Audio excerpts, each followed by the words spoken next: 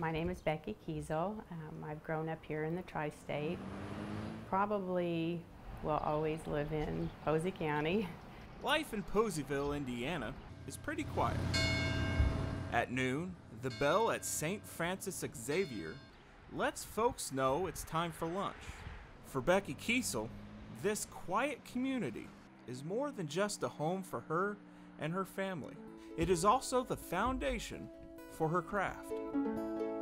Sitting by the window, quietly working away, Becky crafts pieces of jewelry. But why do it?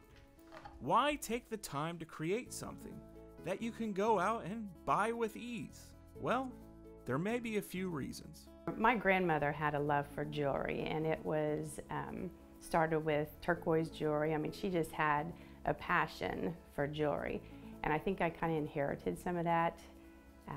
When I was in high school, I had an art teacher, David Rodenberg, who is a well-known artist here in the Evansville area. He was, I guess, had the mindset to kind of break down our high school art class into areas that we had interest in. He would take a small group of us that he taught us how to do jewelry, introduced centrifugal casting.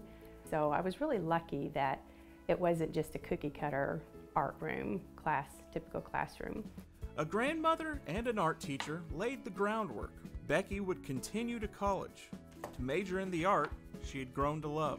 I think just the idea of being able to make a piece that if somebody brings you a formal or a prom dress or anything like that, you can make up a unique one-of-a-kind piece of jewelry to match that.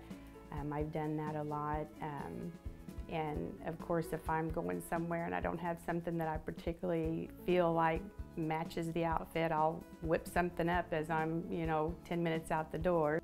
Creating art that is useful for yourself and your friends is a pretty good reason to love the craft. But as you look closer at Becky's bracelets, earrings, and necklaces, you can begin to see that there is a bit more history under the surface. But to tell you about that history, we have to go here.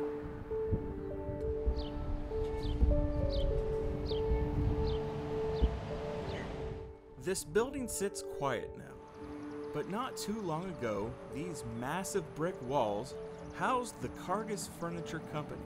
Cargus Furniture opened back in 1886, when Evansville was a thriving hub for hardwood furniture. It only took a $600 investment by Albert Cargus, but before long, that investment turned the company into a worldwide producer of high-end furniture. In 2014, the company moved to Grand Rapids, Michigan, and that's where we come back to Becky. I have a friend, Jamie Ray Scher. She's another artist in the area.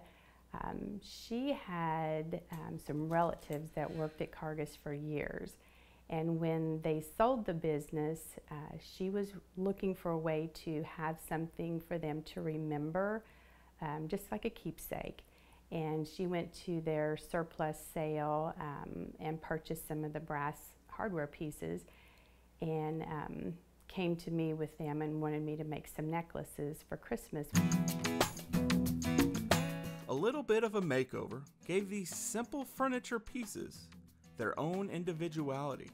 Every piece was different, no two were the same, so she was able to look at each one and say, oh, this is perfect for this aunt, and down the line. The response to the heirlooms gave Becky another reason to keep working.